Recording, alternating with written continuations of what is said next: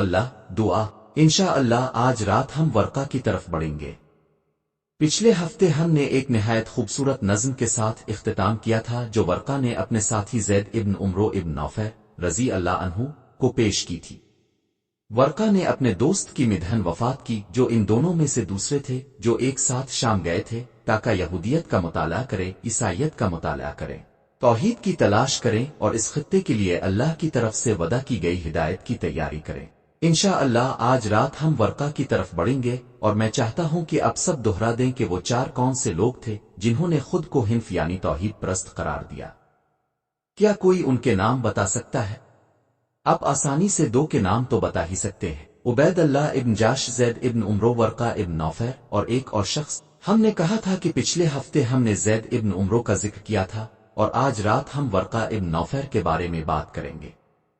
عبید اللہ ابن جاش وہ تھے جو حبشہ ہجرت کر گئے اور ایک اور وہ تھے جنہوں نے حنف بن کر شام منتقل ہوئے، عیسائی بن گئے، شام گئے اور رومی سلطنت میں ایک منصب حاصل کیا۔ ان کا نام کیا تھا؟ عثمان ابن حرس۔ یہ وہ چار لوگ ہیں جنہیں صرف واضح کرنے کے لیے حنف یعنی توحید پرست کہا جاتا ہے۔ یہ وہ چار لوگ ہیں جو حضرت ابراہیم علیہ السلام کے دین اور طریقے پر چل پڑے، اللہ کی وحدانیت کی تلاش میں نکل پڑے۔ اب ان چار میں سے واحد جو عیسائی نہیں بنے وہ زید ابن عمرو تھے، یعنی تین میں سے تین عیسائی بن گئے، جن میں ورقہ بھی شامل ہیں جن کا آج رات ہم ذکر کریں گے۔ اب ورقہ ایک نہایت پراسرار شخصیت ہیں جو ہمیں نبی کریم کی سیرت میں ملتی ہیں کیونکہ وہ صحیح البخاری کے آغاز میں نمودار ہوتے ہیں۔ اگر اب سب کو یاد ہو تو ہم نے کچھ سال پہلے ایک طویل سلسلہ کیا تھا، ہم نے صحیح البخاری کا مطالعہ کیا تھا، وحی کی کتاب کا مطالعہ کیا تھا، اور ورقہ صحیح البخاری کے آغاز میں نمودار ہوتے ہیں، وہ سیرت کے آغاز میں ہی ہے، لیکن سیرت بنیادی طور پر اس کی موت سے شروع ہوتی ہے، درست؟ آپ کو اس کی تاریخ کے بارے میں کچھ نہیں سننے کو ملتا، آپ صرف یہ جانتے ہیں کہ حضرت خدیجہ رضی اللہ عنہا نے نبی کریم صلی اللہ علیہ وسلم کو اس کے پاس لے جایا تاکہ یہ تصدیق تردید کی جائے کہ ہرا میں نبی کریم صلی اللہ علیہ وسلم کے ساتھ کیا ہوا تھا، اور پھر کہانی ختم ہو جاتی ہے۔ پہلے وہ کون تھے؟ ان کی کہانی کیا ہے؟ ان کی حیثیت کیا تھی؟ یہ واقعی ایک دلکش کہانی ہے اور انشاءاللہ میں اسے ممکن حد تک سیاق و سباق میں پیش کرنا چاہتا ہوں۔ ان کی کہانی اتنی خوبصورت اور دل کو چھو لینے والی ہے کہ میں فیصلہ نہیں کر سکا کہ ان سے آغاز کروں زید سے، مگر یہ بس نبی کریم صلی اللہ علیہ وسلم کی نبوت کے منظرنامے کو ترتیب دینے کے لیے منطقی معلوم ہوتا ہے۔ یہاں آپ کے پاس ورقہ اور زید ہیں، وہ واحد دو افراد جو شام گئے، جنہوں نے عیسائیت کا مطالعہ کیا اور جنہوں نے ابراہیمی طریقے میں اپنی معلومات کو گہرا کیا، اور پھر زید ابن عمرو وہ 5 سال پہلے وفات پا گئے جب تک کہ نبی کریم صلی اللہ علیہ وسلم کو وحی نازل نہ ہوئی۔ تو اس وقت مکہ میں حق قطع صرف ورقہ موجود ہیں، وہ واحد شخص ہیں جو اللہ کے اس نبی کے ابھرنے کا انتظار کر رہے ہیں، جنہوں نے مطالعہ کیا ہے، جنہوں نے خود کو تیار کیا ہے، اور پھر ظاہر طور پر حضرت خدیجہ رضی اللہ عنہا کی طرف منتقل ہوتا ہے۔ اب سوال یہ ہے کہ ورقہ کا حضرت خدیجہ سے کیا رشتہ ہے؟ کیا وہ ان کا بھتیجا ہے؟ کیا وہ ان کا کزن ہے؟ کیا وہ ان کا چچا ہے؟ وہ ان کا کزن ہے مگر عمر کے فرق کی وجہ سے ایک چچا کی طرح ہے۔ ان کا نام ورقہ ابن نوفل ابن اسد ہے۔ حضرت خدیجہ کا ایک چچا تھا جس کا نام نوفل ابن اسد تھا، اور ان کا ایک بھائی بھی تھا جس کا نام نوفل ابن خولید تھا۔ ٹھیک ہے، حضرت خدیجہ کا ایک چچا ہے جس کا نام نوفل ہے جو ورقہ کا والد ہے، اور ان کا ایک بھائی بھی ہے جس کا نام نوفل ہے۔ یوں ورقہ ابن نوفل ابن اسد حضرت خدیجہ رضی اللہ عنہا کے پہلے کزن ہے۔ اب حضرت خدیجہ رضی اللہ عنہا کی صحیح شناخت ہے خدیجہ بنت خویلد ابن اسد۔ خویلد اور نوفل بھائی ہیں مگر نوفل اسد کے سب سے بڑے بیٹے ہیں اور خویلد اسد کے سب سے چھوٹے بیٹے ہیں، اس لیے خویلد اور ورقہ کے درمیان عمر کا فرق کم از کم 25-30 سال ہے، کم از کم دونوں کے درمیان۔ یہ ایک کافی بڑا فرق ہے، لہذا وہ واقعی میں حضرت خدیجہ کی زندگی میں ایک بزرگ یعنی ایک چچا کا کردار ادا کرتے ہیں۔ مزید برآں حضرت خدیجہ رضی اللہ عنہا کے والد خویلد جلد ہی انتقال کر گئے، اور مکہ میں ہونے والی ابتدائی جنگوں میں، وہ ابتدائی جنگیں جنہوں نے مکہ میں لڑائی لڑی اور کئی بزرگ قبیلوں کو مار ڈالا، کی وجہ سے حضرت خدیجہ رضی اللہ عنہا کو بہت زیادہ دولت وراثت میں ملی اور وہ اتنی کم عمری میں ہی وہ خاتون بن گئیں جو انہوں نے اپنی دولت کی وجہ سے بننا تھا۔ انہوں نے یہ دولت اپنے والد سے وراثت میں حاصل کی جنہیں جلد ہی قتل کر دیا گیا تھا۔ لہذا ورقہ اس قبیلے کے سب سے پرانے افراد میں سے ہیں اور اس وقت مکہ کے سب سے معزز خاندانوں میں شمار کیے جاتے تھے، اور ورقہ کو سب سے معزز خاندانوں میں سے سب سے معزز سمجھا جاتا تھا۔ تو میں چاہتا ہوں کہ اب منظر کا تصور کریں اور یہ اس بات کو سیاق و سباق میں پیش کرے گا کہ ورقہ کو اپنی قوم کی طرف سے زیادہ مخالفت کیوں نہیں ملتی۔ ورقہ معزز میں سے معزز ہیں، ان کا خاندان سیدھے سیدھے سے نسل در نسل ہے، وہ اس بنو عادی سے ہیں، وہ بہت بہت اوپر ہیں، اور ورقہ بڑے معزز اور محترم ہیں، ان کے اخلاق بہت بلند ہیں، ان کے آداب بہت معزز ہیں، اور یہی وصف حضرت خدیجہ رضی اللہ عنہا پر بھی صدق ہوتی ہے کہ وہ اپنے خاندان کی سب سے معزز خاتون۔ اسی وجہ سے ورقہ سے توقع کی جاتی تھی کہ وہ حضرت خدیجہ سے شادی کرے۔ یہاں اب کے متن کا درست اور مکمل اردو ترجمہ پیش کیا جا رہا ہے، بالکل ایک لیکچر کی طرح۔ سیاق و سباق بہت اہم ہے۔ ورقہ سے توقع کی جاتی تھی کہ وہ اپنی اخلاقیات، اپنے خاندان، اپنے کردار اور اپنی عظمت کی بنیاد پر حضرت خدیجہ کے لیے قدرتی شوہر ثابت ہوں گے۔ حضرت خدیجہ اور ورقہ دونوں کو ان کے لوگوں میں سب سے بہتر سمجھا جاتا تھا، مگر ورقہ نے اس دنیا کو رد کر دیا۔ انہوں نے ایک پادری بننے کا راستہ اختیار کیا، جیسا کہ کہا جائے راہب، یعنی کہ وہ پادری درویش بن گئے۔ اصل بات یہ ہے کہ ورقہ نے فیصلہ کر لیا کہ وہ شادی نہیں کریں گے، وہ اپنی پوری زندگی دین کی تلاش میں مصروف رہیں گے، شادی ان کا منصوبہ نہیں تھا۔ ورقہ ایک زاہد تھے، انہیں ایک جمالیاتی شخصیت کے طور پر جانا جاتا تھا۔ وہ اپنے دن عبادت میں گزارتے اور سفر کے دوران دین کی تلاش میں لگے رہتے۔ ورقہ کبھی بازار سوک میں نہیں جاتے تھے، وہ صرف اپنے لیے کافی کے لیے دن میں ایک بار کھانا کھاتے تھے، اس لیے انہیں بہت کم کھانا کھاتے ہوئے جانا جاتا تھا۔ انہوں نے اپنے خاندان کی دولت کو رد کر دیا، اگرچہ ان کا قبیلہ قدرتی طور پر بہت امیر تھا، مگر ورقہ کو اس کی پرواہ نہیں تھی۔ وہ بہت سادہ لباس پہنتے تھے، اس لیے ورقہ نے عفت اختیار کی اور پادری درویش کی زندگی گزاری اور اس دنیاوی زندگی سے دور رہ گئے۔ وہ اپنی قوم کو چیلنج بھی نہیں کرتے تھے۔ دوسری جانب زید ابن عمرو ابن نوفر کی خاص بات صرف یہ نہیں تھی کہ وہ ابراہیمی طریقہ پر قائم تھے، یعنی وہ ابراہیم کے راستے پر چلتے تھے اور نہ تو کبھی عیسائی بنے نہ یہودی، بلکہ ہمیشہ یہ کہتے تھے میں ابراہیم کے راستے پر ہوں، اور مشرکی عبادت کو مسترد کرتے تھے۔ بلکہ زید ہمیشہ اپنی قوم کا مقابلہ کرتے رہتے تھے، ہمیشہ ان کے سامنے اپنی بات رکھتے رہتے تھے۔ ورقہ میں وہ لڑائی جھگڑے والا رویہ نہیں تھا جو زید میں تھا۔ حضرت خدیجہ بھی کبھی بت پرستی نہیں کرتی تھیں، انہیں اس سے نفرت تھی، اور وہ کبھی واقعی بت پوجنے کی طرف مائل نہیں ہوتی تھی۔ ابوبکر بت پوجے کی طرف دھیان نہیں دیتے تھے۔ ورقہ کو عیسائی جانا جاتا تھا، مگر ورقہ لڑائی جھگڑا پسند نہیں تھے۔ وہ اس طرح لوگوں کا پیچھا نہیں کرتے تھے جیسا کہ زید کرتے تھے کہ لوگ ان بتوں کی عبادت کر رہے ہیں۔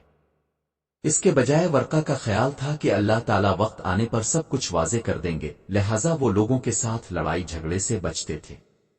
وہ مجموعی طور پر معاشرے سے الگ رہتے تھے، ایک اعلیٰ مقام رکھتے تھے، ایک بزرگ معزز اور دین میں ماہر تھے، اور دلچسپ بات یہ ہے کہ وہ عربوں کے خواب تعبیر کرنے والے بھی تھے۔ مزید وضاحت کے لیے، اگرچہ وہ مشرک لوگ تھے، یعنی وہ بت پوجے کرنے والے تھے، لیکن اس وقت کے عرب ورقہ کو ایک ایسے معلم کے طور پر پہچانتے تھے جس نے زبان، دین اور فلسفہ کا مطالعہ کیا تھا، جو معزز تھا۔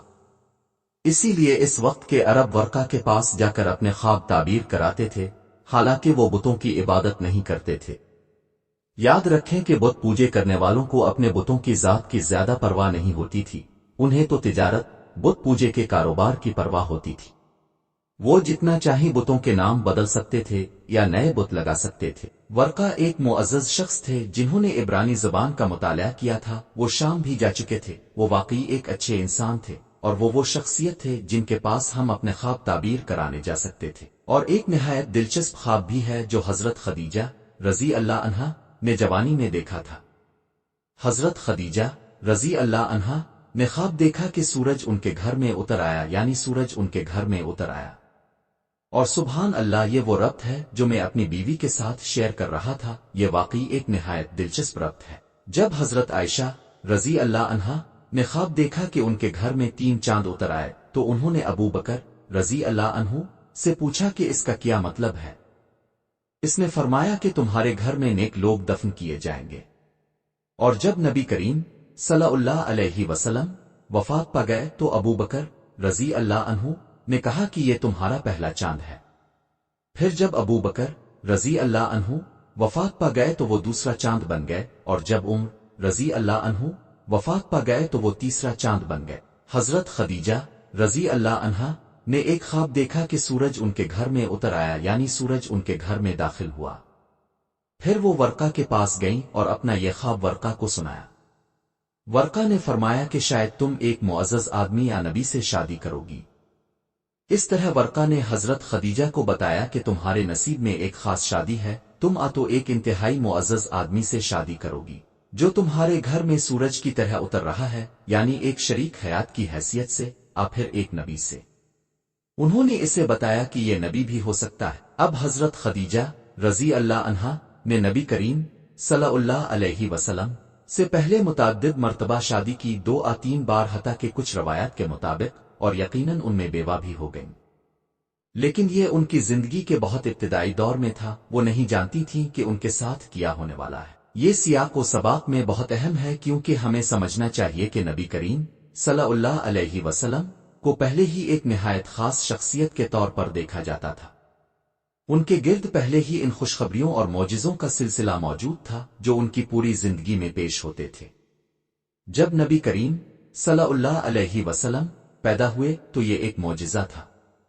ابو بائی رضی اللہ عنہ نبی کریم صلی اللہ علیہ وسلم کی پیدائش کے موقع پر ان تمام بھیڑوں کی قربانی دیتے تھے، کیونکہ نبی کریم صلی اللہ علیہ وسلم کی والدہ کی بطن سے جو نور نکلا تھا، اس کی وجہ سے وہ جانتے تھے کہ وہ خاص ہے، اور ورقہ بھی اس نوجوان آدمی میں کچھ خاص دیکھتے تھے۔ نبی کریم صلی اللہ علیہ وسلم کے دیگر پادری بھی تھے جنہوں نے اس میں کچھ محسوس کیا تھا۔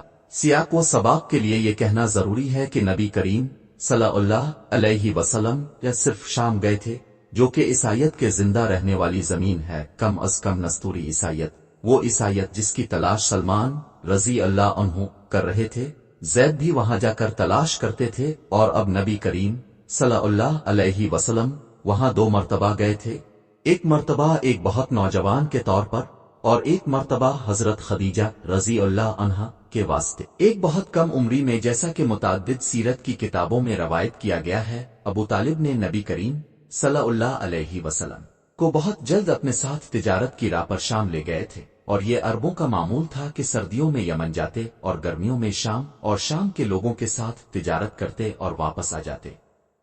اس طرح ابو طالب نے نبی کریم صلی اللہ علیہ وسلم کو جب وہ 11، 12، 13 سال کے بہت کم عمر تھے، جب وہ ابھی خود اپنی دیکھ بھال کے قابل نہیں تھے، اپنے ساتھ لے گئے۔ جب ابو طالب وہاں نبی کریم صلی اللہ علیہ وسلم کے ساتھ موجود تھے تو ان راہبوں میں سے ایک جو ابو طالب کے ساتھ چل رہے تھے نے نبی کریم صلی اللہ علیہ وسلم کی پیٹھ پر نبوت کا مہر دیکھا۔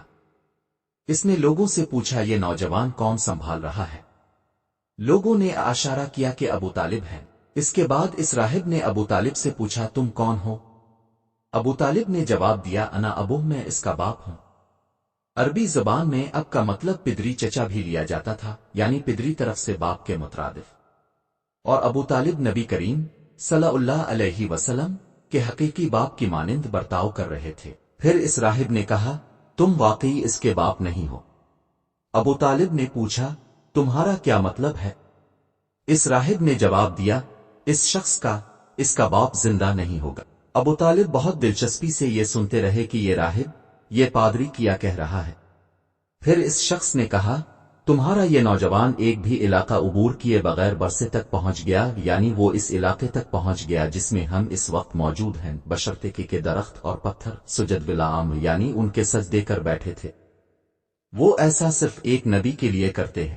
ابو طالب اس عجیب پادری کی بات سن رہے تھے جو شام میں ان سے کہہ رہا تھا، اور بعض روایتوں میں اس کا نام باہرہ ابورا ذکر کیا گیا ہے، اگرچہ اس کے نام کی کوئی مستند روایت نہیں ہے، مگر بعض روایتوں میں اس کا نام باہرہ ابورا ذکر کیا گیا ہے۔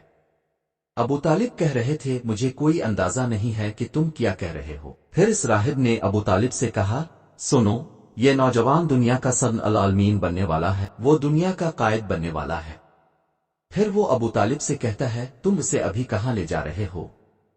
ابو طالب نے کہا میں اسے بازار لے جا رہا ہوں۔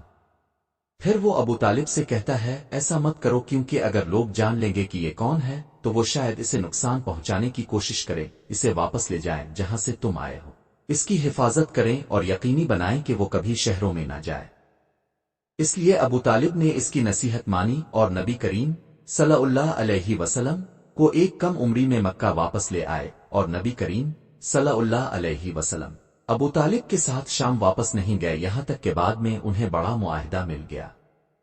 حضرت خدیجہ رضی اللہ عنہا ایک مادارنب، ایک بروکر، ایک ایماندار شخص کی تلاش میں تھی جو ان کے قافلوں کو شام لے جائے، اور انہوں نے نبی کریم صلی اللہ علیہ وسلم کو مقرر کیا، ورنہ نبی کریم صلی اللہ علیہ وسلم اپنی پوری زندگی میں اجیاد میں بھیڑیں پال رہے تھے۔ اگر آپ واقعی اجیاد کے علاقے میں جائیں تو وہی نبی کریم صلی اللہ علیہ وسلم نے فرمایا میں مکہ والوں کے لیے بھیڑیں پالتا تھا، لہذا نبی کریم صلی اللہ علیہ وسلم اس کے بعد ابو طالب کے ساتھ شام نہیں گئے بلکہ اجیاد میں رہے۔ بعد میں وہ شام گئے۔ دوبارہ جب وہ دوسری بار شام گئے تو حضرت خدیجہ رضی اللہ عنہا نے ان کے ساتھ کون بھیجا؟ کیا آپ کو اس کا نام یاد ہے؟ مصر، درست؟ حضرت خدیجہ نے مصر کو نبی کریم صلی اللہ علیہ وسلم کے ساتھ بھیجا۔ مصر نبی کریم صلی اللہ علیہ وسلم سے محبت کرنے لگے۔ اس شخص کا کردار مختلف تھا۔ وہ حضرت خدیجہ کے پاس واپس آئے اور کہنے لگے کہ ایک بادل تھا جو نبی کریم صلی اللہ علیہ وسلم کو کبھی چھوڑتا نہیں تھا، ایک بادل ان کا پیچھا کرتا تھا۔ انہوں نے کہا قسم کھاتا ہوں کہ میں نے نبی کریم صلی اللہ علیہ وسلم کو ایک درخت تلے سویا ہوا دیکھا ہے، اور جب سورج حرکت کرتا اور سایہ اس پر نہ پڑتا تو درخت خود کو پھیلا کر انہیں ڈھانپ لیتا ہے۔ مصر یہ عجائبات دیکھ رہے تھے، یہ عجیب و غریب، اور مصر کہتا ہے کہ میں نے اپنے دل میں سوچا کہ شاید یہ صرف ہوا ہے، شاید یہ اتفاق ہے کہ درخت اس پر سایہ ڈالتے ہیں اور وہ شام میں پورے وقت کے لیے بالکل مناسب سایہ میں رہتا ہے۔ وہ کہتا ہے کہ جب ہم وہاں باہر تھے اور جب وہ جھپکی لے رہا تھا اور میں اس پر حیران ہو رہا تھا، تب ایک اور راہب یعنی شام کا ایک پادری مجھ سے آیا اور مجھ سے پوچھا من ھذا، یہ کون ہے؟ تو میں نے اس سے کہا محمد ابن عبداللہ مقدس سرزمین سے۔ راہب نے اس سے جواب دیا کہ صرف نبی ہی اس درخت کے نیچے آرام کرتے ہیں، اور پھر وہ چپکے سے چل دیا۔ تمسر نے کہا کہ مجھے بالکل اندازہ نہیں ہوا کہ اس آدمی کے بارے میں کیا سوچا جائے۔ وہ کہتا ہے کہ شام میں لوگ نبی کریم صلی اللہ علیہ وسلم سے معاملات کرتے اور ان سے کہتے اللہ العزہ کی قسم کھا، اور نبی کریم صلی اللہ علیہ وسلم کہہ دیتے میں نے اپنی زندگی میں کبھی ان کی قسم نہیں کھائی۔ نبی کریم صلی اللہ علیہ وسلم بتوں کے ساتھ قسم نہیں کھاتے تھے، کیونکہ ان کا لین دین کرنے کا طریقہ یہ تھا کہ تم اس چیز کی قسم کھاؤ جو تمہارے لیے مقدس ہے، اور وہ جانتے تھے کہ مکہ کے لوگ اللہ العزہ کو رکھتے ہیں۔ نبی کریم صلی اللہ علیہ وسلم کہتے تھے میں ان دونوں کی قسم نہیں کھاؤں گا اور نہ ہی کبھی ان دونوں کی قسم کھائی ہے۔ تو اصل بات یہ ہے کہ دونوں بار جب نبی کریم صلی اللہ علیہ وسلم کے شام گئے، وہاں ایسے لوگ موجود تھے جنہوں نے ان میں کچھ پہچانا، وہاں ایسے واقعات پیش آ رہے تھے۔ شام وہ زمین تھی جہاں لوگ مطالعہ کر رہے تھے، یا جہاں اب بھی راہب، پادری اور اہل کتاب کے بچ جانے والے لوگ موجود تھے، جو ان کتاب والے لوگوں کے باقیات تھے جن سے نبی کریم صلی اللہ علیہ وسلم نے کہا تھا کہ اللہ ان سے راضی ہے۔ وراقہ نے کہا کہ زید وہاں ہدایت کی تلاش میں گئے تھے، لہذا نبی کریم صلی اللہ علیہ وسلم کی زندگی میں ایسے اشارے ہمیشہ سے ہوتے رہے ہیں۔ حضرت خدیجہ رضی اللہ عنہا نے ایک خواب دیکھا تھا جس کی تعبیر وراقہ نے کی کہ تم ایک معزز آدمی یا ایک نبی ممکنہ طور پر اللہ کے پیغمبر سے شادی کرو گی۔ جب نبی کریم صلی اللہ علیہ وسلم دوسری بار شام سے واپس آئے تو ہم جانتے ہیں کہ کیا ہوا۔ مزید تفصیلات اگلے ہفتے بیان کی جائیں گی، لیکن اصل بات یہ ہے کہ ابو طالب، العباس اور حمزہ جو کہ نبی کریم صلی اللہ علیہ وسلم کے چچا، ان کے ساتھ آئے تاکہ رسمی طور پر نکاح کی پیشکش کرے۔ حضرت خدیجہ رضی اللہ عنہا کے چچا عمرو ابن اسد جو کہ زندہ بچ جانے والے سب سے بزرگ چچا تھے، نے نکاح کی کاروائی انجام دی، معاف کیجئے حضرت خدیجہ کے ولی کے طور پر کام کیا۔ اور وراقہ نے اصل میں نبی کریم صلی اللہ علیہ وسلم اور حضرت خدیجہ رضی اللہ عنہا کا نکاح 500 درہم مہر پر منعقد کیا، جو کہ بہت کم مہر تھا۔ لہذا وراقہ اصل میں ان کا نکاح انجام دینے والا تھا، کیونکہ وہ ایک معزز فرد تھے۔ انہیں سب سے زیادہ علم والا سمجھا جاتا تھا۔ وہ شخص تھے جو کتاب و دین کو بخوبی سمجھتے تھے۔ وہ خاندان اور قبیلے کے معزز فرد تھے۔ ان کا حضرت خدیجہ رضی اللہ عنہا اور نبی کریم صلی اللہ علیہ وسلم کے ساتھ تعلق اس واقعے سے پہلے کا ہے جس کا ہم سب جانتے ہیں۔ اس موقع پر حضرت عائشہ رضی اللہ عنہا نے ایک حدیث میں ذکر کیا یا کچھ سیاق و سباق فراہم کیا کہ وراقہ کون تھے۔ وہ کہتی ہیں، عربی، وہ ایک ایسا آدمی تھا جو جہالت کے دنوں میں عیسائی بن گیا تھا۔ لہذا ورقہ زید کے برخلاف دراصل خود کو عیسائی تسلیم کرتا تھا۔ عربی، وہ عبرانی میں انجیل سے لکھتا تھا، اور جتنی دیر اللہ تعالیٰ سبحانہ و تعالیٰ اسے لکھنے کی اجازت دیتا وہ لکھتا رہتا تھا۔ اس کے پاس عبرانی زبان پر مکمل عبور تھا، اور وہ انجیل سے لکھتا تھا۔ اپنے اسباق اور جو کچھ وہ شام میں سیکھ رہا اور مرتب کر رہا تھا لکھتا تھا۔ لہذا وہ چند ایسے تعلیم یافتہ لوگوں میں سے ایک تھا، نہ صرف عربی میں پڑھنے اور لکھنے کا بلکہ عبرانی میں بھی پڑھنے اور لکھنے کا ماہر تھا۔ وہ کہتی ہیں، عربی، پھر وہ بوڑھا ہو گیا اور اپنی بینائی کھو بیٹھا، لہذا ورقہ اپنی زندگی کے آخری مرحلے میں اندھا ہو گیا۔ جب نبی کریم صلی اللہ علیہ وسلم اس کے پاس اس وقت آئے تو وہ پہلے ہی اندھے تھے۔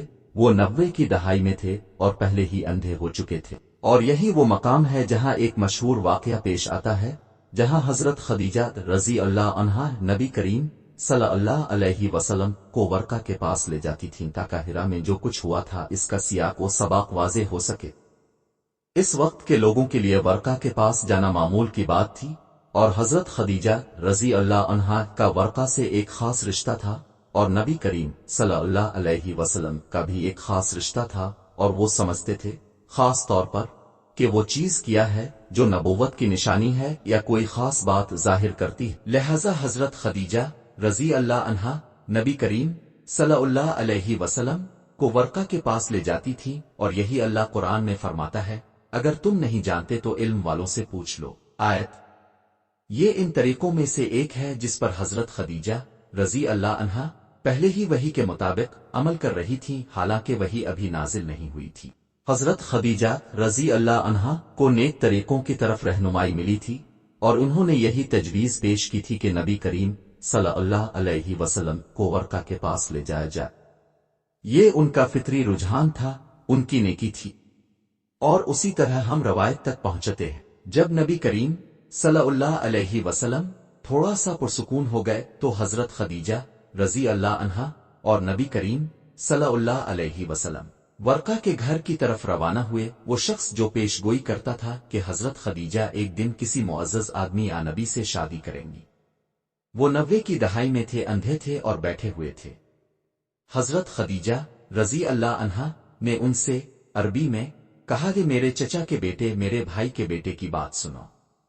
بعض علماء نے کہا کہ یہ محض اس قربت کو ظاہر کرنے کا ایک انداز ہے جو ان کا ورقہ کے ساتھ تھا، یعنی وہ ورقہ کے بھتیجے کی مانند تھے، اور نبی کریم صلی اللہ علیہ وسلم بھی ان کے بھتیجے کی مانند تھے۔ کچھ نے تو نسب کی بنیاد پر بتایا کہ نبی کریم صلی اللہ علیہ وسلم اور ورقہ کے اجداد سید الکلاب سے تعلق رکھتے ہیں، لہذا وہ آپس میں متعلق ہیں، اور در حقیقت ورقہ نبی کریم صلی اللہ علیہ وسلم کے تیسرے کزن ہے۔ اصل نقطہ یہ ہے کہ یہ ایک طریقہ ہے نبی کریم صلی اللہ علیہ وسلم کا تعارف کرانے کا۔ سن لو کہ وہ کیا کہنے جا رہے ہیں۔ پھر ورقہ نے نبی کریم صلی اللہ علیہ وسلم سے عربی میں پوچھا، اے میرے بھائی کے بیٹے، تم کیا دیکھ رہے ہو؟ کیونکہ ورقہ خواب تعبیر کرنے والے تھے اور امید رکھتے تھے کہ شاید یہی بات ہے جس کے بارے میں وہ تم سے پوچھنے آئے ہیں۔ انہوں نے کہا، وہ تو مجھے کہ تم نے کیا دیکھا ہے۔ اسی موقع پر نبی کریم صلی اللہ علیہ وسلم نے عربی میں وہ سب کچھ بیان کیا جو انہوں نے غار حرا میں دیکھا تھا۔ انہوں نے فرمایا، یہ وہ ناموس ہے جو اللہ تعالیٰ نے موسیٰ علیہ السلام کو بھیجا تھا۔ یہاں لفظ ناموس سے مراد راز افشا کرنے والا ہے، اور وہ جبرائیل علیہ السلام کی طرف اشارہ کر رہے تھے کہ یہ جبرائیل علیہ السلام ہی ہیں۔ وہی فرشتہ جسے اللہ تعالیٰ نے موسیٰ علیہ السلام کو بھیجا تھا۔ کیوں انہوں نے علیہ السلام کہا؟ کیونکہ وہ ایک عیسائی تھے۔ انہوں نے عیسیٰ علیہ السلام کیوں نہیں کہا؟ کیونکہ جبرائیل علیہ السلام کا طریقہ نبی کریم صلی اللہ علیہ وسلم تک پہنچنے کا موسیٰ علیہ السلام تک پہنچنے کے طریقے کے مشابہ ہے، اور نبی کریم صلی اللہ علیہ وسلم اور موسیٰ علیہ السلام میں عیسیٰ علیہ السلام سے زیادہ مماثلت پائی جاتی ہے۔ تو انہوں نے فرمایا کہ یہ وہی ناموس ہے، وہی راز افشا کرنے والا جسے اللہ تعالیٰ نے نازل فرمایا تھا۔ اس موقع پر ورقہ نبی کریم صلی اللہ علیہ وسلم کے بارے میں سوچ بھی نہیں رہے تھے۔ انہوں نے ان سے عربی میں یہ تصدیق کی کہ اے میرے بھائی کے بیٹے، تم کیا دیکھ رہے ہو؟ یعنی انہوں نے نبی کریم صلی اللہ علیہ وسلم سے یہ کہا کہ تم ان لوگوں کے نبی ہو، مجھے معلوم تھا کہ یہ آنے والا ہے، تم نبی ہو، تم ان لوگوں کے نبی ہو۔ ورقہ نے فوراً عربی میں کہا کاش میں جوان ہوتا۔ یہی ہے اس واقعے کا ترجمہ جس میں حضرت خدیجہ رضی اللہ عنہا کی رہنمائی اور ورقہ کے ذریعے نبی کریم صلی اللہ علیہ وسلم کا تعارف پیش کیا گیا ہے۔ میں کاش میں جوان ہوتا۔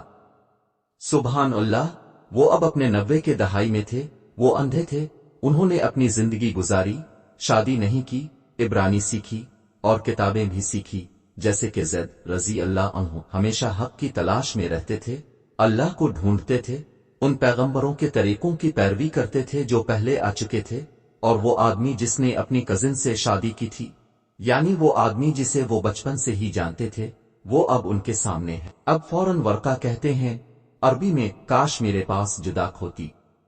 جداک یعنی جوانی، میں کاش میرے پاس وہ جوانی کی طاقت ہوتی، میں کاش میرے پاس وہ جوانی کی طاقت ہوتی، میں کاش میں اس دن زندہ رہتا جب تمہارے لوگ تمہیں نکال دیں گے۔ اب نبی کریم صلی اللہ علیہ وسلم کو ابھی تک اس واقعے کے مضمرات کا کوئی اندازہ نہیں ہوا۔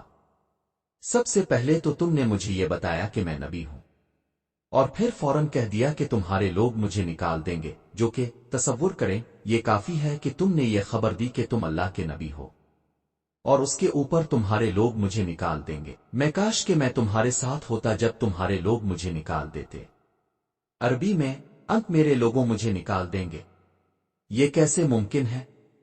میرے لوگ مجھے نکال دیں گے؟ اور پھر ورقہ عربی میں جواب دیتے ہیں ہاں، کوئی آدمی تمہارے آنے جیسا نہیں آیا سوائے اس کے کہ لوگوں نے اسے دشمن سمجھا۔ یہاں بہت کچھ سمجھنے کو ہے۔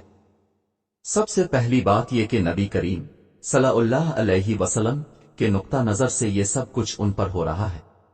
وہ کبھی تصور بھی نہیں کر سکتے کہ ان کے لوگ انہیں دشمن مان لیں۔ نبی کریم صلی اللہ علیہ وسلم کے خلاف کبھی کسی نے شکایت نہیں کی۔ نبی کریم صلی اللہ علیہ وسلم سب کے صلح کار ہیں۔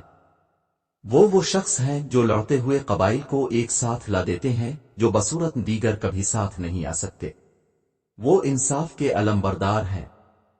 حضرت خدیجہ رضی اللہ عنہا نے نبی کریم صلی اللہ علیہ وسلم سے عربی میں کہا اللہ تمہیں کبھی ذلیل نہیں کرے گا، اور ان تمام خیرتوں کا ذکر کیا جو وہ لوگوں کے لیے کرتے ہیں۔ اور ورقہ کی پہلی رد عمل یہ تھی کہ لوگ تمہیں ذلیل کریں گے، لوگ تم سے لڑیں گے۔ تو نبی کریم صلی اللہ علیہ وسلم یہ سب باتیں بہت تیزی سے سن رہے تھے اور وہ حیران رہ گئے۔ اور ورقہ فوراً کہتے ہیں دیکھو، یہ ذاتی معاملہ نہیں ہے، یہ تمہارے بارے میں نہیں بلکہ تمہارے پاس موجود پیغام کے بارے میں ہے۔ تم دنیا کے سب سے اچھے اور مہربان آدمی ہو سکتے ہو، مگر یہ اس مادہ یعنی وہ پیغام ہے جو اللہ نے تمہیں دیا ہے۔ نبی کریم صلی اللہ علیہ وسلم کو ابھی تک کوئی حکم نہیں ملا کہ فجر کی اذان دی جائے یا کچھ بھی، مگر ورقہ جانتے تھے کہ یہ سلسلہ کیسے چلتا ہے ان تمام پیغمبروں کے لیے جو پہلے آ چکے ہیں، جن میں وہ شامل ہیں جن کی پیروی وہ کرتے ہیں، جیسے عیسیٰ علیہ السلام پر سلام ہو۔ وہ جانتے تھے کہ یہ کیسے ہوتا ہے۔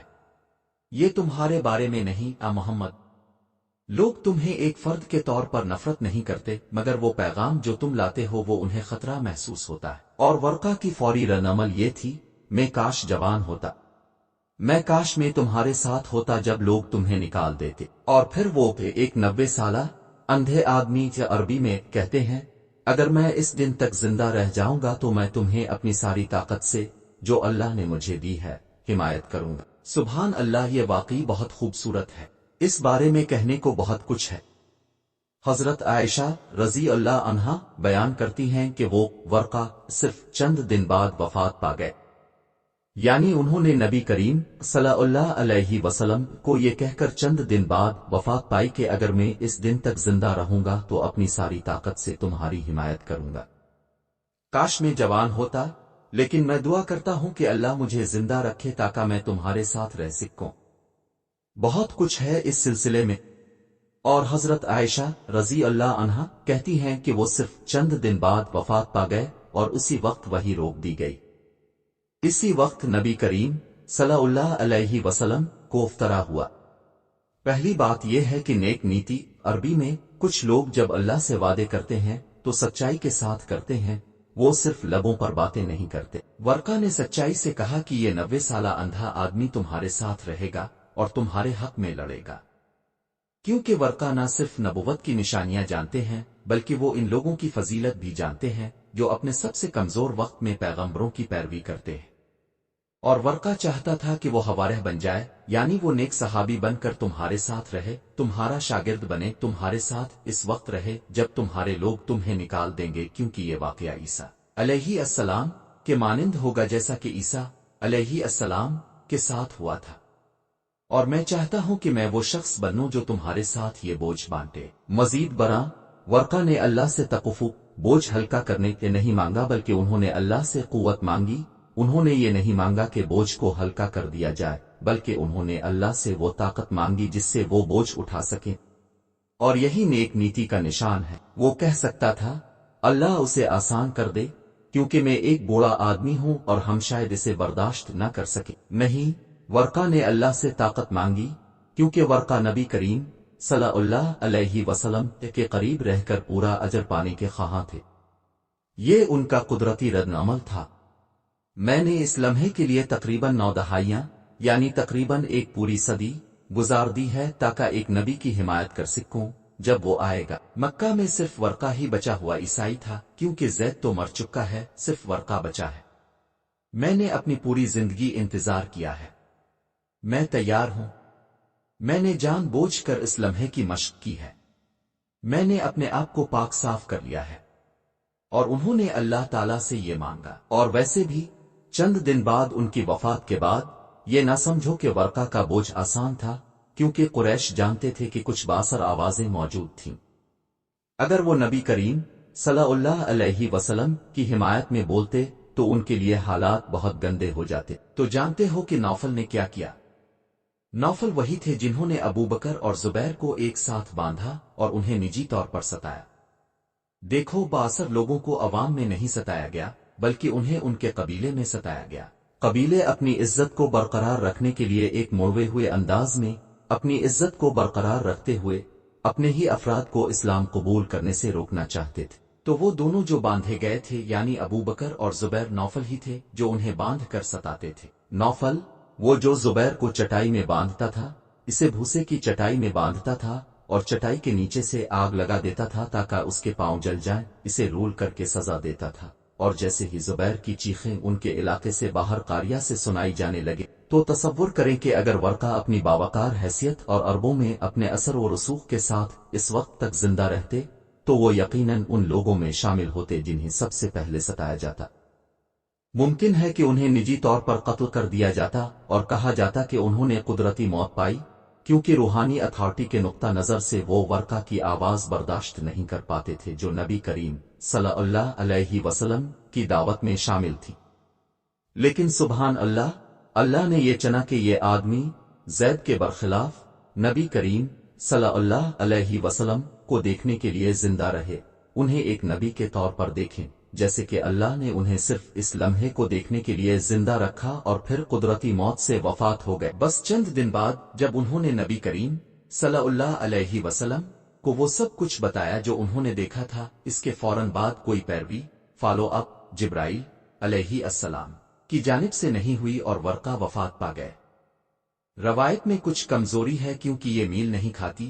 کچھ ایسی روایات بھی ہیں جن میں کہا گیا ہے کہ ورقہ زندہ رہ کر بلال رضی اللہ عنہ کو ستائے جاتے دیکھے گئے اور انہوں نے عربی میں کہا ایک اللہ ہو بلال، صبر کرو بلال یعنی بلال کو قتل کرنے سے لوگوں کو خبردار کیا جاتا، لیکن یہ صحیح البخاری کی مستند حدیثوں سے میل نہیں کھاتا کہ وہ چند دن بعد ہی وفات پا گئے۔ مزید برہ کوئی پیروی بھی نہیں ہوئی کیونکہ بلال رضی اللہ عنہ نے عوامی دعوت کے بعد اسلام قبول کیا، اس لیے اگر ورقہ زندہ رہتے تو ہم ان کے بارے میں مزید جانتے، لیکن ورقہ صرف چند دن بعد ہی وفات پا گئے۔ اب اس کا مطلب ان کی حیثیت کے بارے میں کیا ہے؟ یہاں معاملہ بہت دلچسپ ہو جاتا ہے۔ وہ نبی کریم صلی اللہ علیہ وسلم پر ایمان لانے والے پہلے آدمی تھے، تو کیا وہ صحابی ہیں؟ کیا وہ نبی کریم کے ساتھی ہیں یا نہیں؟ کیا ابو بکر رضی اللہ عنہ کو عام طور پر پہلے آدمی مانا جاتا ہے؟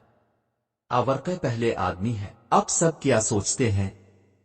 آئیے اس پر ووٹ لیں۔ آپ میں سے کتنے لوگ سمجھتے ہیں کہ ورقہ ایک صحابی تھے اور اسلام قبول کرنے والے پہلے آدمی تھے؟ اور کتنے لوگ سمجھتے ہیں کہ وہ صحابی نہیں تھے؟ مجھے لگتا ہے کہ بہت سے آپ کو اس بارے میں علم نہیں ہے، شاید اب جواب دینا نہیں چاہتے۔ یہ ایک اچھا جواب ہے۔ علماء میں اختلاف ہے، ایک رائے کا فرق ہے، کیونکہ وہ اس بات کو ہم آہنگ کرنے کی کوشش کر رہے ہیں کہ ابو بکر رضی اللہ عنہ کا اس میں کیا کردار ہے، کیونکہ عام طور پر حضرت خدیجہ رضی اللہ عنہا کو پہلی عورت اور ابو بکر رضی اللہ عنہ کو پہلا آدمی مانا جاتا ہے، مگر یہاں ورقہ کہہ رہے ہیں کہ تم نبی ہو۔ صرف یہ کہنا نہیں بلکہ یہ بھی بتانا کہ دیکھو میں تمہاری حمایت کروں گا، تمہارے ساتھ لڑوں گا اور اس بات کو یقینی بناؤں گا کہ تمہیں کوئی نقصان نہ پہنچے۔ چنانچہ کچھ علماء نے اس مسئلے کو حل کرنے کے لیے نہایت دلچسپ طریقے پیش کیے۔ ان میں سے کچھ نے عربی میں کہا کہ انہوں نے نبی کریم صلی اللہ علیہ وسلم کی نبوت کو قبول کر لیا، مگر وہ اتنے عرصے تک زندہ نہیں رہے کہ نبی کریم صلی اللہ علیہ وسلم کا پیغام دیکھ سکیں، کیونکہ نبی کریم صلی اللہ علیہ وسلم کو ابھی لوگوں کو دعوت دینے کا حکم بھی نہیں دیا گیا تھا۔ وہ صرف اپنے آپ کو یہ سمجھنے میں مصروف تھے کہ ان کے ساتھ کیا ہو رہا ہے، لہذا انہوں نے نبی کریم صلی اللہ علیہ وسلم کی تقرری کو ایک نبی کے طور پر تسلیم کیا، لیکن نبی کریم صلی اللہ علیہ وسلم کی دعوت پیغام کے طور پر نہیں۔ اسی وجہ سے وہ ایک مصدق یعنی نبی کریم صلی اللہ علیہ وسلم کی نبوت کی تصدیق کرنے والے کے طور پر وفات پا گئے، لیکن ایک صحابی نہیں کہلاتے کیونکہ انہوں نے تکنیکی طور پر نبی کریم صلی اللہ علیہ وسلم کی امت میں شمولیت اختیار نہیں کی، کیونکہ وہ رسمی معنوں میں مسلمان نہیں ہوئے۔ کچھ علماء نے کہا کہ وہ فترہ یعنی وقفے میں وفات پا گئے، اس لیے ان کا نتیجہ ایک جیسا نکلا۔ وہ کہتے ہیں کہ وہ ایمان والا ہے، وہ مومن ہے، لیکن ہم یہ نہیں کہہ سکتے کہ وہ صحابی ہے۔ ایک گروہ علماء نے تو پوری رسائل لکھ دیے جیسے کہ بغدادی، خطاب البغدادی اور دوسروں نے ایسی تحریر کی کہ نہیں وہ واقعی صحابی تھے اور ورقہ واقعی نبی کریم کے پہلے مرد ساتھی تھے، اور ہم انہیں نبی کریم کے پہلے صحابی کے طور پر مانتے ہیں۔ لہذا ایک دلچسپ اختلاف رائے موجود ہے، اور جیسے زید کی صورتحال پر قریبی ساتھی بھی الجھن میں پڑ جاتے ہیں، ویسے ہی ورقہ کی صورتحال پر بھی۔ یاد رکھیں کہ زید کے معاملے میں سعید ان کا بیٹا اور عمر ان کا کزن نبی کریم کے پاس آ کر پوچھتے تھے، رسول اللہ زید کا کیا ہوا؟ کیا وہ جنت میں جائے گا؟ کیا وہ جہنم میں جائے گا؟ کیا وہ ایمان والا تھا؟ ہم نے زید کے بارے میں کیا کہا؟ اب حضرت خدیجہ رضی اللہ عنہا سے ایک صحیح حدیث میں نبی کریم سے پوچھتی ہیں، رسول اللہ عربی میں نبی کریم نے تصدیق کی، انہوں نے فرمایا کہ میں نے تم پر ایمان کیا، تم وہ ہو جو تم ہو عربی میں، اور انہوں نے کہا کہ وہ اس وقت وفات پا گئے جب تک کہ تمہیں علانیہ طور پر ظاہر نہ کیا گیا، جب تمہاری صبح علانیہ نہ ہو گئی۔ انہوں نے پوچھا کہ اس آدمی نے کون سا گناہ کیا، اس کے ساتھ کیا ہوگا؟ پھر نبی کریم نے حضرت خدیجہ رضی اللہ عنہا کو جواب دیا، وہ اس فکر مند عورت کے لیے جو اپنے چچازاد بھائی کے بارے میں فکر مند تھیں، اس شخص کے لیے جو نبی کریم اور حضرت خدیجہ کی زندگی میں اتنا قیمتی تھا، اور جس نے صرف یہ نہیں کہا کہ میں تم پر ایمان لاتا ہوں بلکہ کہا کہ میں تمہارے ساتھ لڑوں گا، تمہاری حمایت کروں گا اور ہر حال میں تمہیں نقصان سے بچاؤں گا۔ نبی کریم نے فرمایا، خدیجہ عربی میں نے اپنے خواب میں ورقہ کو دیکھا، وہ سفید لباس پہنے ہوئے تھے، اور اس نے تم سے عربی میں کہا کہ اگر وہ جہنم والوں میں سے ہوتا تو میں انہیں ایسے حالت میں نہ دیکھتا۔ وہ بالکل ٹھیک، خوبصورت اور پر اطمینان لگ رہے تھے۔ ایک اور روایت میں ابن اساکر سے روایت ہے کہ جب نبی کریم سے ورقہ کے بارے میں پوچھا گیا عربی میں نے ورقہ کو دیکھا تو نبی کریم نے فرمایا کہ میں نے ورقہ کو جنت کے بیچ حقتا جنت کے پیٹ میں دیکھا عربی میں، اور وہ ریشم پہنے ہوئے تھے لہذا وہ بالکل ٹھیک لگ رہے تھے، وہ ایسا لگتا تھا جیسے وہ جنت میں ہیں، اور اللہ تعالیٰ کے فضل و کرم کی بدولت وہ مکمل خوبصورتی میں تھے۔ اور ایک اور حدیث بھی ہے الحاقم، ایک نہایت دلچسپ حدیث ہے جو حضرت عائشہ رضی اللہ عنہا نے بیان کی ہے۔ اس حدیث میں کہا گیا ہے کہ نبی کریم صلی اللہ علیہ وسلم نے ایک آدمی کو ورقہ کو لعنت دیتے یا اس کے بارے میں منفی باتیں کرتے ہوئے سنا۔ پھر نبی کریم صلی اللہ علیہ وسلم نے فرمایا ورقہ کے بارے میں کوئی منفی یا بری بات نہ کہو، کیا تمہیں معلوم نہیں کہ میں نے ورقہ کو جنت میں دیکھا؟ نہ صرف ایک سطح پر بلکہ دراصل دو جنتیں، دو باغ، دو درجات جنت میں دیکھا ہے۔ یہ ہے ورقہ کے بارے میں احادیث۔ سبحان اللہ، میں نے اس بارے میں سوچا کہ یہ نہایت دلچسپ ہے کہ نبی کریم صلی اللہ علیہ وسلم نے زید اور ورقہ دونوں کے بارے میں ذکر کیا ہے جن کے پاس دو جنتیں ہیں۔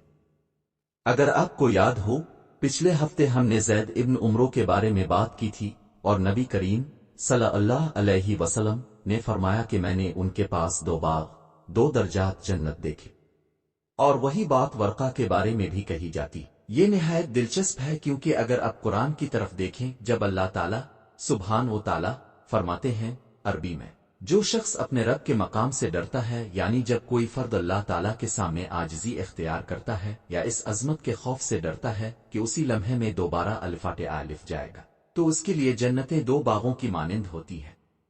مفسرین عموماً کہتے ہیں کہ یہی وجہ ہے کہ اللہ تعالیٰ یہ ذکر فرماتے ہیں کیونکہ یہ اس شخص کے بارے میں بات کر رہا ہے جس نے گناہ کیا، اللہ تعالیٰ سے توبہ کی اور پھر نیکیوں میں غرق ہو گیا۔ بنیادی طور پر یہ دو جنتیں ان لوگوں کے لیے ہیں جو گناہوں کو ترک کر کے نیکیوں میں غرق ہو جاتے ہیں، کیونکہ جب کوئی گناہ سے توبہ کرتا ہے تو وہ گناہ ایک نیک عمل میں بدل جاتا ہے۔ اس طرح اللہ تعالیٰ انہیں ایک جنت عطا کر دیتا ہے جس کا بدلہ ان کے بڑے گناہوں کو چھوڑ کر نیکی اختیار کرنے سے دیا جاتا ہے، یعنی نافرمانی کی جگہ ان کے نیک اعمال کی بدولت ایک اور جنت دے دیتا، یعنی وہ صرف توبہ نہیں کرتے بلکہ اپنی باقی زندگی نیکیوں میں گزارتے ہیں جو توبہ سے حاصل شدہ اسباب کی بدولت ہوتی ہے، یوں ان کے لیے جنتیں عطا ہوتی ہیں۔ ان کے پاس دو جنتیں ہیں۔ سبحان اللہ، زید اور ورقہ کے لیے نبی کریم صلی اللہ علیہ وسلم نے خاص طور پر دونوں کے لیے فرمایا کہ ان کے پاس دو جنتیں ہیں، اور اس کی کئی وجوہات ہو سکتی ہیں۔ ایک وجہ یہ ہے کہ انہوں نے ایک طرح سے دو بار ایمان لایا، ایک بار اس وقت جب نبی کریم صلی اللہ علیہ وسلم ابھی نہیں آئے تھے، اور جب انہیں ایک نبی کا علم ہوا تو انہوں نے ایک اور سطح کا ایمان ظاہر کیا۔ اس طرح واضح ہے کہ یہاں تک کہ نبی کریم صلی اللہ علیہ وسلم کے صحابہ میں بھی یہ امتیازی فرق پایا جاتا ہے کہ انہوں نے اس وقت ایمان لایا جب کوئی اور ایمان نہیں لایا تھا، اور پھر جب انہیں بتایا گیا کہ نبی آیا ہے تو انہوں نے دوبارہ ایمان لایا۔ یہ کیوں اہم ہے؟ مدینہ میں کچھ لوگ نبی کریم صلی اللہ علیہ وسلم کا انتظار کر رہے تھے۔ جیسے ہی انہیں پتا چلا کہ وہ کون ہے، انہوں نے کہا نہیں وہ نہیں، لہذا وہ جانتے تھے کہ ایک نبی آنے والا ہے۔ انہوں نے اپنی پوری توحید کے لیے خود کو وقف کر دیا تھا، لیکن جب انہوں نے دیکھا کہ وہ خود محمد صلی اللہ علیہ وسلم ہیں بنو ہاشم سے، تو ایسا نہیں ہو سکا۔ اسی طرح حقیقت یہ ہے کہ زید جب اس نبی کو قبول کرنے کی طرف واپس جا رہے تھے، ورقہ نے اس نبی کی تصدیق کی اور دونوں نے جہالت کے دور میں بھی توحید کو برقرار رکھا۔ اللہ تعالیٰ جانتا ہے، لیکن یہی حکمت ہو سکتی ہے کہ نبی کریم صلی اللہ علیہ وسلم نے فرمایا کہ ان کے پاس دو جنتیں ہیں۔ اب اگلی بات جو نہایت طاقتور ہے اور ایک خوبصورت منتقلی ہے، اگر آپ غور کریں تو قرآن میں اللہ تعالیٰ عیسیٰ علیہ السلام کا آخری ذکر کس طرح کرتے ہیں۔ جو لوگ قرآن حفظ کر چکے ہیں وہ بتا سکتے ہیں کہ قرآن میں عیسیٰ علیہ السلام کا آخری ذکر کب آیا۔ اگر آپ قرآن کو شروع سے آخر تک پڑھیں تو آخری بار عیسیٰ علیہ السلام کا ذکر کس جگہ ہوتا ہے؟ کیا یہ سورۃ الصف میں ہے؟ اور سورۃ الصف میں عربی میں کیا ہوتا ہے؟ بصداقت قرآن میں عیسیٰ علیہ السلام کا آخری ذکر بہت خوبصورت ہے۔ عیسیٰ علیہ السلام اپنے لوگوں سے کہتے ہیں کہ میں نے تمہیں تورات سے وہ چیزیں ثابت کر دیں جو میرے سے پہلے آئی تھیں، اور میں یہاں تمہیں خوشخبری دینے آیا ہوں اس نبی کی جو میرے بعد آئے گا، اس کا نام احمد ہوگا۔ کتنا خوبصورت ہے کہ نبی کریم صلی اللہ علیہ وسلم کی نبوت کی تصدیق کرنے والا پہلا فرد مکہ میں عیسیٰ علیہ السلام کا آخری پیروکار ہے۔ سبحان اللہ! مکہ میں نبی کریم صلی اللہ علیہ وسلم کو قبول کرنے والا پہلا فرد وہ وہی عیسائی جو صحیح طریقے سے عیسیٰ علیہ السلام کے راستے پر چل کر حضرت ابراہیم علیہ السلام کی تعلیمات کی پیروی کرنے میں مصروف تھا۔ وہ پہلا فرد تھا جس نے تصدیق کی کہ تم یہ ہو، تم اسی امت کے نبی ہو، اور پھر وہ وفات پا گیا۔ یہ صرف کسی مشرک عرب کی بات نہیں تھی جو نبی ہونے کا پیغام دیتا، بلکہ وہی فرد تھا جو عیسیٰ علیہ السلام کی بشارت یعنی خوشخبری کی پیروی کرتا تھا، اور وہ خوشخبری نبی کریم صلی اللہ علیہ وسلم کو منتقل کی جاتی تھی، اور پھر وہ وفات پا گیا اور نبی کریم صلی اللہ علیہ وسلم کی کہانی اسی مقام سے آگے بڑھ گئی جہاں سے عیسیٰ علیہ السلام نے اپنا سلسلہ ختم کیا، یعنی حضرت ابراہیم علیہ السلام کی میراث کو جاری رکھتے ہوئے۔ زید ابن عمرو نے بھی کہا کہ وہ حضرت ابراہیم علیہ السلام کے راستے پر چل رہے تھے۔